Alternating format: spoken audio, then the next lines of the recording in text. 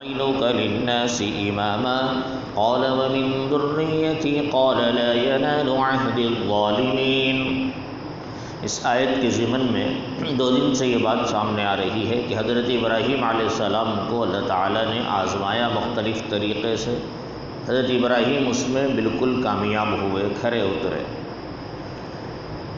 2 باتیں ذکر کی گئی تھی گزشتہ 2 دن سے کہ پاکی سے متعلق، بدن انسانی کے پاک کرنے سے متعلق بعض چیزیں حضرت ابراہیم کو اللہ تعالیٰ نے عطا فرمائی تھی، اس میں وہ کامیاب ہوئے، پورا کر کے بتایا۔ پھر اسلام کی 30 صفات، اچھائیاں کل جن کا تذکرہ ہوا، وہ اللہ تعالیٰ نے ان کو بتائی تھی، اس میں وہ پورے اترے، پورے کر کے بتایا۔ ایک قول یہ بھی ہے کہ آزمائش سے متعلق کہ اللہ تعالیٰ نے ان کو جو آزمایا مختلف طریقے سے، پوری زندگی ان کا امتحان ہی لیا اللہ تعالیٰ نے، اور وہ پورے امتحانات میں کامیاب ہوتے رہے۔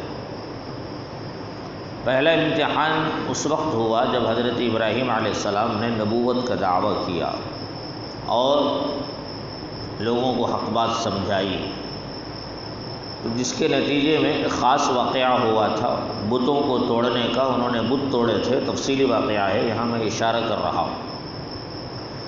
تو ابراہیم علیہ السلام کو آگ میں ڈالا گیا، بہت بڑی آگ سلگائی گئی۔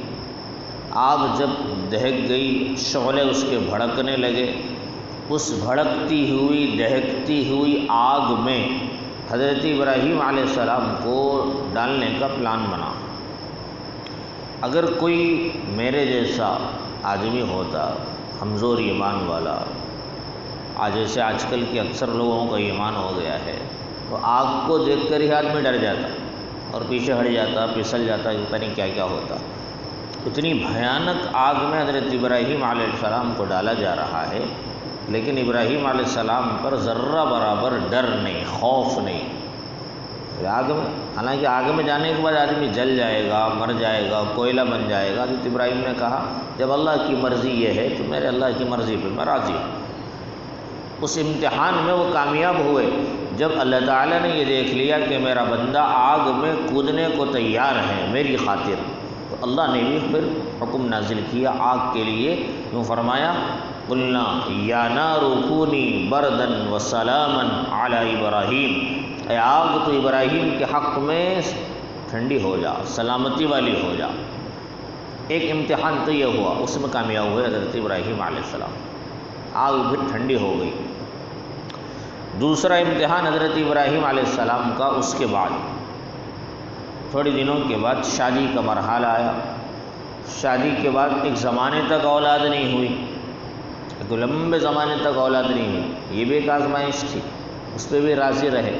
80 سال کے بعد حضرت ہاجرہ سے دوسری بیوی تھی حضرت ہاجرہ۔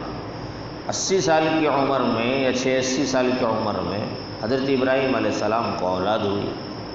اتنے بڑھاپے کے بعد، اتنی تمناؤں کے بعد، اتنی آرزوؤں کے بعد ایک اولاد ہوئی۔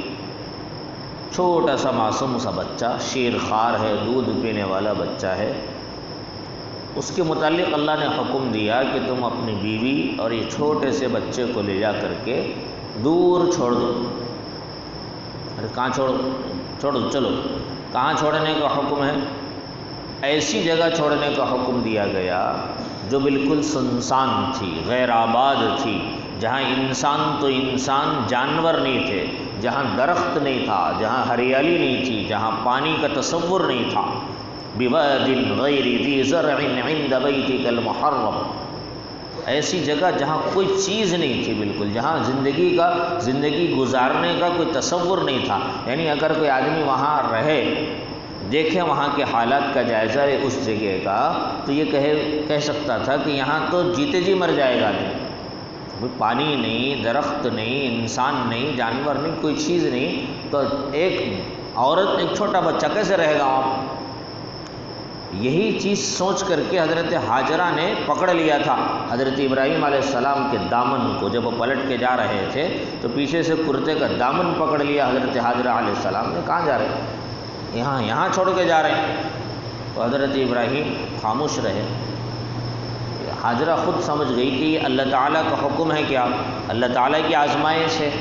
تو حضرت اس وقت ابراہیم نے کہا ہاں یہ اللہ کا حکم ہے۔ تو وہ اللہ کی بندی کا یقین بھی عجیب تھا، کہنے لگی ٹھیک ہے جائیے، اللہ ہم کو ضائع نہیں کرے گا، اذن لا یضیعنا۔ تو دوسرا امتحان کوئی معمولی چیز نہیں ہے، معصوم سے بچہ جو کئی سالوں کے بعد تمناؤں اور آرزوؤں کے بعد ہوا ہے، اللہ کے ایک حکم پر اس کو لے جا کے چھوڑ دینا، غیر آباد جگہ میں اللہ کے حوالے کر دینا۔ اللہ نے امتحان لیا، بس اس میں کامیاب ہو۔ جس کا ایمان مضبوط نہ ہو، کمزور ہو، وہ ڈاواڈول ہو جاتا ہے، ارے ایسا کیسا حکم دے رہے بھائی، تو مر جاتے نا، یا تو یہ ہو جاتا نا، وہ ہو جاتا نا۔ لیکن ابراہیم تھے، ایک تیسرا امتحان اس کے بعد آیا۔ اب اس کے بعد تو اللہ تعالیٰ نے اس زمین کو آباد کیا جہاں بیت اللہ ہے، اس کے بعد وہ زمزم نکلا اور اس کے بعد آبادی ہوئی، وہ الگ بات ہے۔ تیسرا امتحان اس جگہ پر حضرت اسماعیل علیہ السلام جہاں چھوڑ کے گئے تھے وہاں آبادی ہو گئی، پل بڑے ہونا شروع ہوئے، 8-10 سال کی عمر ہوئی، دوڑنے پھرنے کے قابل ہوئے، باپ کے ہاتھ بٹانے کے قابل ہوئے۔ اس وقت اللہ نے حکم دیا، تیسرا حکم، آزمائش، تیسری آزمائش، تیسرا امتحان کہ اپنے بیٹے کو اپنے ہاتھ سے ذبح کرنا۔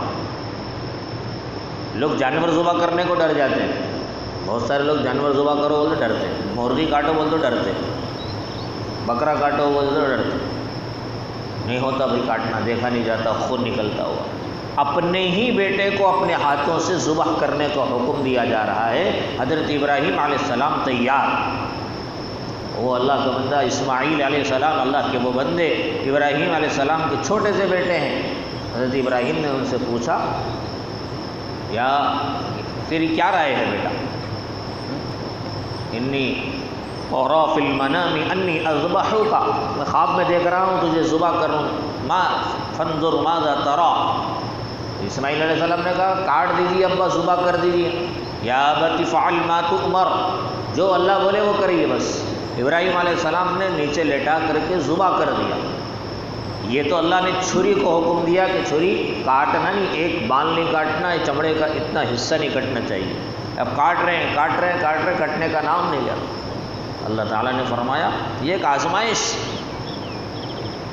ان ھذا لہو البلاء المبین، یہ ایک بڑی سخت ترین آزمائش تھی، ایک بہت بڑا امتحان تھا۔ ابراہیم قد صدقت الرؤیا، تم نے اس امتحان کو سچ کر دکھایا، تم نے اس بات کو سچ کر دکھایا۔ تینوں امتحانات میں کامیاب ہوئے۔ اللہ تعالیٰ نے پھر ابراہیم علیہ السلام کو قیامت تک کے لیے لوگوں کا امام تسلیم کیا۔